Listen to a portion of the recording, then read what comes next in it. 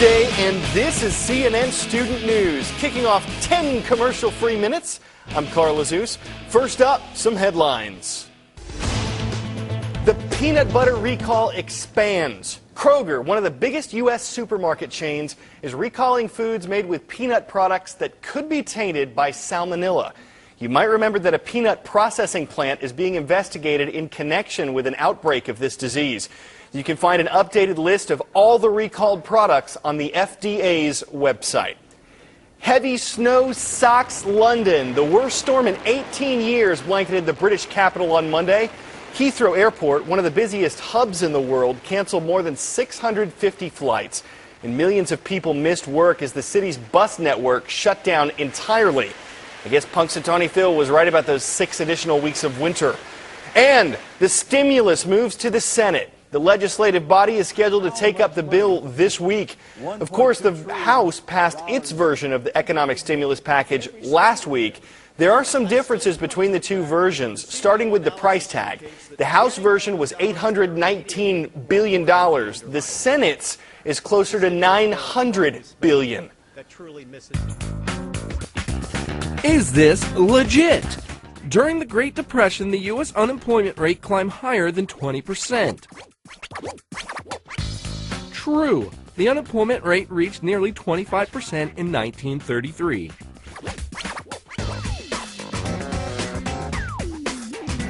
The current unemployment rate is a little over 7%. It seems as if new layoffs are being announced every day, and yesterday was no exception. Macy's, we told you recently that they were letting go of about 1,000 employees. Well, that company raised that number to 7,000 on Monday. Josh Levs adds up the numbers on America's unemployed.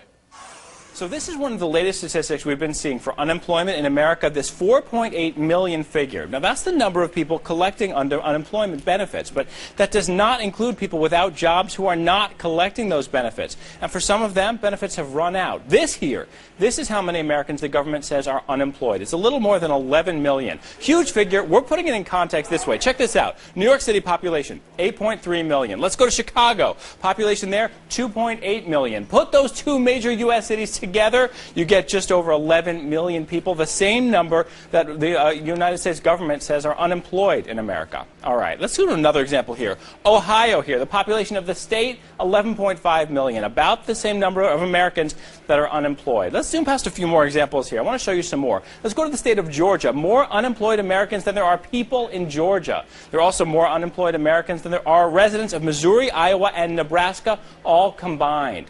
And out west, one more example here. We're going to show you the city of Los Angeles. You could multiply the population of Los Angeles by 3 in order to match the number of unemployed Americans that there are. Now, of course, all this is just one way to look at that big a number and get a sense of how huge it is, and that does not include those considered underemployed who just can't get as much work as they'd like. Back to you. Thanks, Josh. Now, it can be hard to put a face on a figure that large, but the unemployment number, 11 million, represents real people who are out of work and who now face a tough question. What do we do next? Peoria, Illinois was hit hard by layoffs recently. John King looks at how some of the town's citizens are responding. Caterpillar, the bedrock of the local economy, stunned workers last week by slashing 20,000 jobs worldwide, many here in the Peoria area. Then on Friday, more shock. 2,100 more jobs cut just here in central Illinois. I don't want to be on unemployment. I've never been on unemployment before. For John and Mary Beth Fagan, a double whammy. Both worked at Caterpillar. Both out of work effective Friday. 3 children, 2 cars, and a mortgage. John is going back to school using benefits from a tour in Iraq with the Illinois National Guard. But if Mary Beth can't find work within a few months, the options turn drastic. If things really got that bad, I would probably volunteer to go. You'd volunteer to go to, that's Iraq or Afghanistan? For my family, I would, yes. Confronting such stark choices is harder because these jobs were the gold standard. As automakers and other U.S. manufacturers suffered in recent years, Caterpillar thrived because of overseas exports. In a union shop, Jim Lyerly's 39 years seniority protects his job, but he worries a way of life is fading. I made a good living here. The kids coming into now, I'm not for sure they're going to make the same good living I made. It's bad. My heart goes out to the people, I tell you. It was that dream of a good middle-class living that convinced Chris Gwynn to move his family here from Las Vegas. Wanted to work with a company that's been around for 83 years and, you know, a Fortune 500 company, and I mean, how could you lose on something like that? Gwynn was among more than 800 workers abruptly told Friday was their last day. It's hard, you know, because now that I have to look at my wife to be the breadwinner and looking at my kids. On these papers, and these are from the job loss. Because his wife works, Gwynn is enrolling full-time at Central Illinois College. Back to school isn't an option for Christy Williams. Well, it was just me and my kids. There is no other breadwinner. A single mother, 5 young children. Williams left a job at a law firm for long-term stability and better benefits at Caterpillar. Her 2-week notice came last month. At first I wasn't worried. I've never been laid off in my life. She is worried now. Williams says she'd love help from Washington, but isn't counting on it. Her unemployment benefits run 10 more weeks. Juggling the bills is hard. Hiding the toll at home, hardest. A word to the wise. Viral marketing. A sales campaign designed to be so compelling that potential customers discuss it across various social networks. Well, one product that is certainly getting some momentum from viral marketing is the Snuggie. You might have seen commercials for this thing on TV. We even run ads for it on CNN. But wherever you stumbled across the Snuggie, chances are you've told your friends about it. Jason Carroll examines the appeal of this unique product.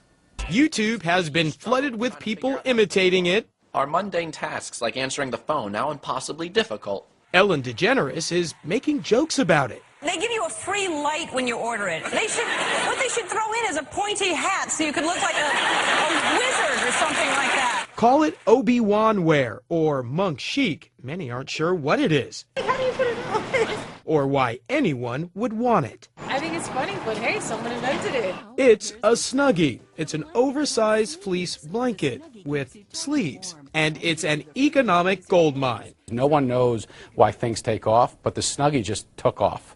And people are talking about it, and they're making fun of it, but they're certainly buying it. The company says 4 million Snuggies have sold since they started airing those quirky national commercials last October. Enjoy a snack while staying snugly warm. Why is it so popular now? Snuggie says consumers have cozied up to the idea of staying home and saving money by turning down their heat during a troubled economy. It really does appeal to that sort of hunker down mentality you see so many Americans have now. The Snuggie is almost like the comfort food of the clothing line. Consumer experts also say the Snuggie came at the right time, just when conventional advertisers were pulling TV spots to cut costs, leaving cheaper TV time for Snuggie's creators to buy. Call now and you'll get the ultra soft, ultra warm Snuggie for only $19.95. That cheesy commercial, it's so bad yet so good. Call it the Snuggie cult, now a pop culture hit with fans who dedicated a Facebook page to it. You start to get a viral marketing buzz and word of mouth takes over and people just say, I want to get that. Because why? Well, someone I know has it. Out on the street, it's definitely an eye catcher. It feels snuggly.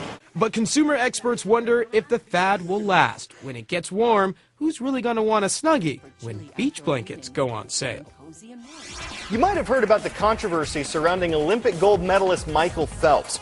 A British newspaper published a picture of the swimmer using what appears to be an illegal drug. Phelps has apologized for the incident, says it won't happen again, but we want to hear what you think. Does this change your opinion of Phelps? Should it? Sound off on our blog. And before we go today, moving houses, never an easy thing to do, especially when you're doing it across a frozen lake. But the only way to get this century-old home off the island where it stood was to go straight across the ice. Of course, when you're transporting a house that weighs 60 tons, it can get a little tricky. The mover should know. His father tried something similar 40 years ago and failed. Luckily, this move turned out a bit better, although it has to make for some icy stares at family get-togethers. Woo! Well, that'll put today's show in the deep freeze. I'm Carl Azuz.